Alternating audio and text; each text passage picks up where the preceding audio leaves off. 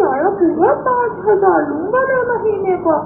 तो भाई किराए का कोई मसला नहीं है, इस घर का तो मैं 10,000 भी दे सकती हूँ।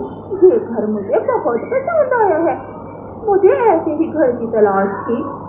एडवांस किराया लूंगा मैं। आप किराए की चिंता ना करें, इस महीने के आखिर में मैं आपको पूरे साल का किराया एक साथ ही एडवांस दे दूंगी।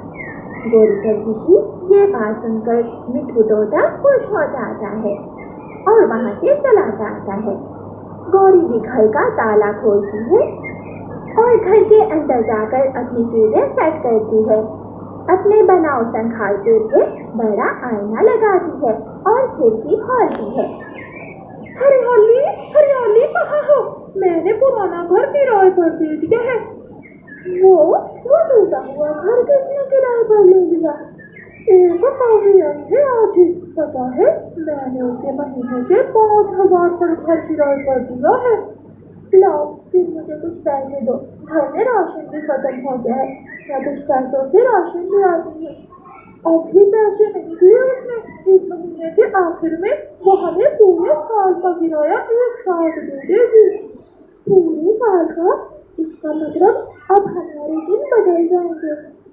दूसरे दिन गोरीकरवी घी का एक प्याला बनाकर चिड़िया के घर जाती है। आप कौन है? वो सामने वाला घर मैंने तोते से किराए पर लिया है।